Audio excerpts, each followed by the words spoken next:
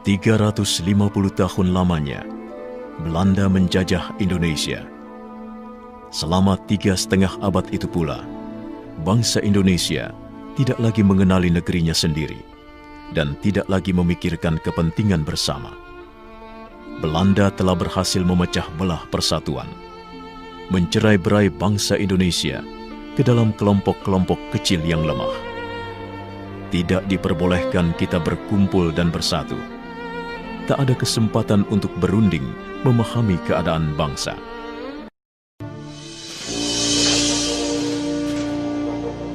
Dan Belanda tak pernah menyangka bahwa kebijakan politiknya itu justru menjadi tonggak awal kebangkitan bangsa Indonesia untuk bersatu melawannya.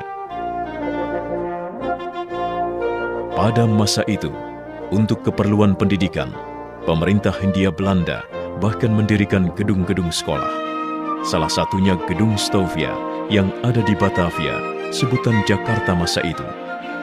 Banyak pemuda Indonesia yang memanfaatkan kesempatan ini untuk menempuh pendidikan, sehingga lahirlah pelajar-pelajar, bahkan mahasiswa, baik di dalam negeri maupun di luar negeri.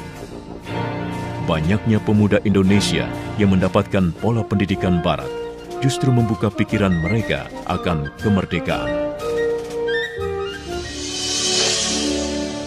Buah dari pemikiran itu, Sutomo mendirikan sebuah organisasi pemuda bernama Budi Utomo pada 20 Mei 1908 yang kemudian diperingati sebagai Hari Kebangkitan Nasional.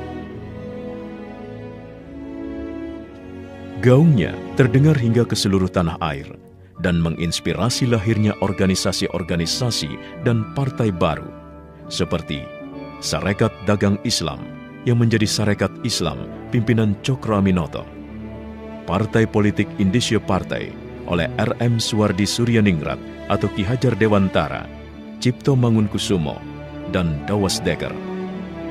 Trikoro Darmo yang diprakarsai oleh Satiman Wiryo Sanjoyo yang kemudian berubah nama menjadi Yong Yava. Dari timur lahir Yong Ambon, kemudian Yong Celebes, Sekar Rukun, dan pemuda kaum Betawi. Sementara itu, tokoh Perhimpunan Indonesia di negeri Belanda juga tak ketinggalan membuat pergerakan.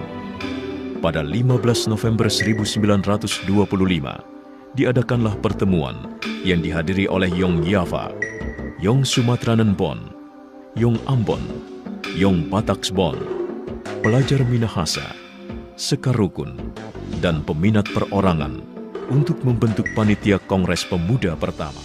Kelanjutan dari pertemuan itu adalah terselenggaranya Kongres Pemuda pertama pada tahun 1926.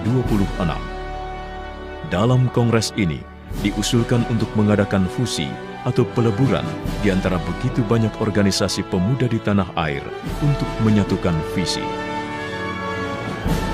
Belum adanya kesepakatan mengenai pembentukan fusi organisasi mendorong diadakannya Kongres Pemuda kedua.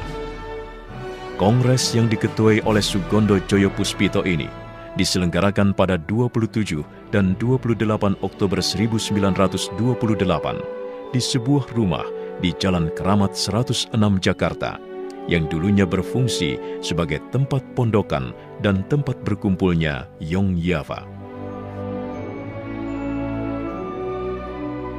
Sebelum putusan Kongres dilaksanakan, W.R. Supratman memperdengarkan lagu gubahannya yang berjudul Indonesia Raya lewat ayunan biolanya.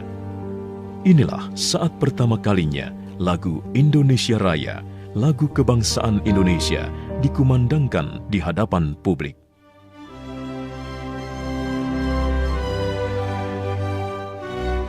Seluruh peserta kongres yang hadir tampak terpukau dan tersihir dengan alunan biola W.R. Supratman serta lagu Indonesia Raya yang begitu agung. Tibalah akhirnya pada pembacaan hasil putusan Kongres Pemuda kedua. Hari itu, 28 Oktober 1928, seluruh organisasi pemuda melebur dalam satu wadah bernama Indonesia Muda. hari itu, 28 Oktober 1928, Perhimpunan Pelajar-Pelajar Indonesia, Yong Java, Yong Sumatranen Bon, Yong Bataks Bon, Yong Islameten Bon, Yong Celebes, Yong Ambon, Sekar Rukun, dan pemuda kaum Betawi melebur menjadi satu, Indonesia Muda, dan tersatukan oleh satu ikrar bersama, Sumpah Pemuda. Pertama, kami, putra dan putri Indonesia, mengaku bertumpah darah yang satu, tanah Indonesia. Kedua, kami, putra dan putri Indonesia, mengaku berbangsa yang satu, bangsa Indonesia. Ketiga, kami, putra dan putri Indonesia, menjunjung bahasa persatuan, bahasa Indonesia.